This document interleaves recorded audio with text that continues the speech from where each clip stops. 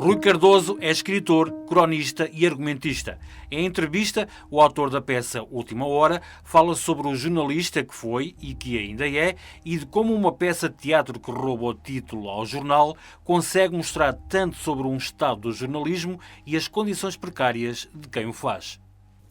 Rui Cardoso Martins, obrigado por estares aqui connosco na nossa Camões TV.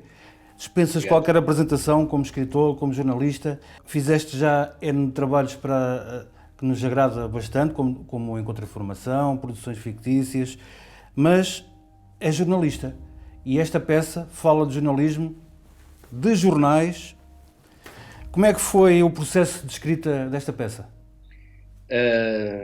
Enfim, foi por muitos anos de experiência como jornalista. Já não sou o jornalista que está todos os dias na redação, nem pouco mais ou menos, mas tenho um cartão de jornalista. Aliás, posso mostrá-lo aqui, está em renovação, e tenho um daqueles números já muito antigos. O que é que isto quer dizer?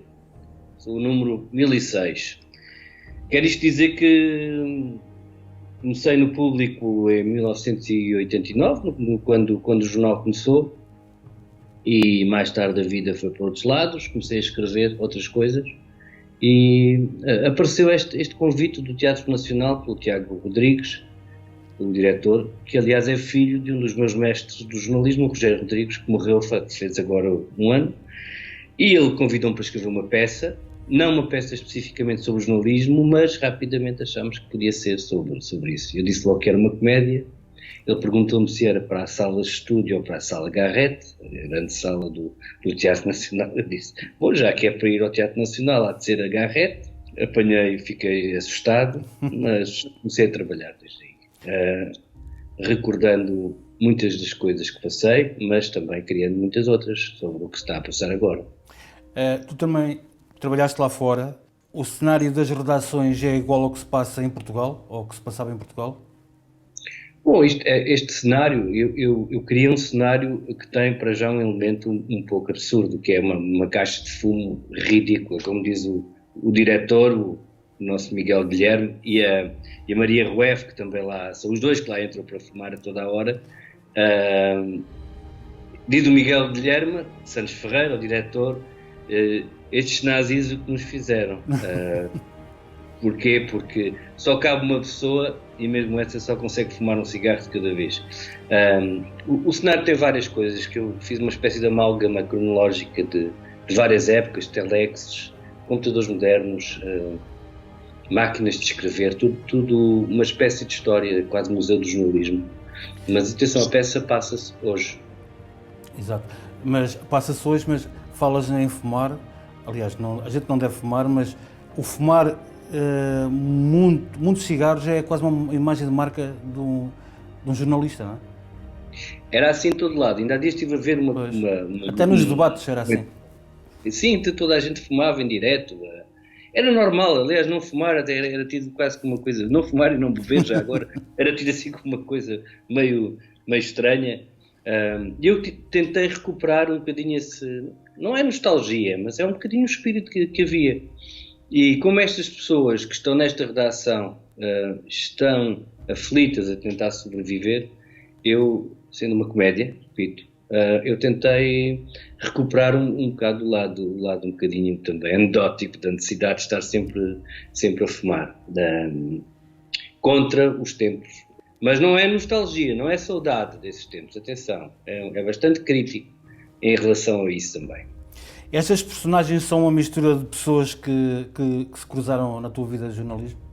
Sim, muitas delas também são parte de mim, amigos, pessoas que conheci, pessoas que assisti a fazer isto e aquilo, algumas podemos usar a palavra, acho que sim, algumas anedotas mais ou menos reproduzidas, são reconhecíveis por outros jornalistas, é verdade, mas... o mais importante foi uma história humana que dissesse muito a todos os portugueses. Os portugueses e não só. A história do jornalismo é partilhada por todo o mundo ocidental, principalmente desde que nos últimos anos começou a entrar esta pressão económica, esta decadência de quadros, de vendas, de roubalheira, das plataformas sociais que ficam dão as notícias e recebem o dinheiro sem ter feito absolutamente nada e portanto é um retrato, acho eu, do que se está a passar, mas num registro trágico. No universo da peça, porque é que o jornal estava na falência? Porque, que eu saiba, quase todos estão, infelizmente. É uma situação que, ainda para mais, quando eu estava a escrever, aconteceram várias coisas, mas estes plenários são antigos. A crise dos jornais sempre foi uma coisa que aconteceu. Quando apareceu a rádio foi uma desgraça, quando apareceu a TV foi outra, a internet então nem se fala. Apesar de os jornais conseguirem ter encontrado um outro suporte na internet, por exemplo, para substituir a televisão, substituir a rádio, não. Mas a crise do jornalismo faz parte da própria história da democracia e das ditaduras. O jornalismo também, infelizmente, também esteve ao serviço de muitas ditaduras e é um bocado esse equilíbrio que eu tentei dar. Mas repito, se a peça não fosse, se fosse só sobre jornalismo, sinceramente não tinha estado sempre cheia, porque as pessoas vão ver, porque tem uma forte história humana que diz muito a outras profissões e a muitas famílias, acho eu. Neste universo desta redação, encontramos velhos do Restelo. Reagiram bem à entrada do novo CEO?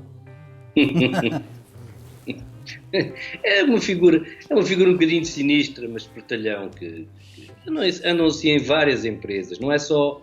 É o tipo de figura que sabe ir de uma fábrica de encher chouriços para um jornal, porque os métodos de downsizing, como eles dizem, falam muito usado, os métodos de aterrorizar e conseguir rescisão de contratos, de conseguir mudar a linha de trabalho, são muito parecidos e até transitam de empresa em empresa. Este tipo de figura ou figurinha. Às vezes são necessárias, como é óbvio, são pessoas que também têm noção da mudança dos tempos e muitas vezes os jornalistas, infelizmente, ficaram presos a ideias. Já no meu tempo foi assim. Por exemplo, não se aprendia, só se aprendia a fazer, quando é óbvio que a educação de um jornalista é fundamental para fazer dele um bom jornalista. Não chega. É óbvio que a experiência de vida é talvez o mais importante, mas enfim, os velhos do Restelo estão um bocadinho nesta peça, mas eles são engraçados, são pessoas cheias de princípios, alguns, sim. O Santos Ferreira até deixou de beber tanto para se lutar um pouco contra esse CEO. Sim, o Santos Ferreira vive um dilema gigante, não é? Um dilema e uma tragédia, ou quase tragédia, que as pessoas terão oportunidade de ver ou ler já agora, uma vez que existe o livro na Tinta da China. Desculpem, passa a publicidade. Para quem não conseguiu ver, há sempre esta oportunidade. Eu digo isto porque tantas pessoas nos pedem para ver a peça e de facto, como esgotou tudo no instante, enfim. Mas a peça está escrita, a encenação do Gonçalo Amorins, aliás, muito boa.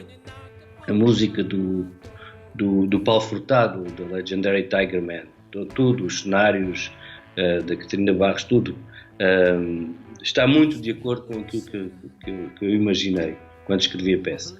E os atores, então, só para dizer esta coisa tão interessante, que é, temos estagiários de teatro a pisar pela primeira vez o palco, podemos dizer o palco mais importante do país, e são estagiários, e estão a fazer de quê? De estagiários de jornalistas. Rui, uma última mensagem para aqui os nossos telespectadores que nos estão a ver, os portugueses aqui no Canadá, para a Camões TV. Eu quero muito ir ao Canadá. Se tiver uma oportunidade, irei com muito gosto. Aliás, uma sobrinha minha estudou na zona de Vancouver e andou lá pelas florestas, com os cougars, com os ursos, com aqueles bichos todos, e eu adoro floresta. Queria muito ir ao Canadá no outono ou na primavera, e um dia, se eu puder, terei muito gosto em ir. tenho grande respeito por quem trabalha lá fora e continuo a acompanhar o seu país. Um grande abraço para o Canadá. Obrigado, Rui. Todos também. Força e saúde. Obrigado, Rui, por esta grande conversa. Boa sorte para a tua escrita e contamos um dia destes ver a peça Última Hora. Muito bem, Paulo. Muito obrigado. Obrigado à TV Camões e Rádio.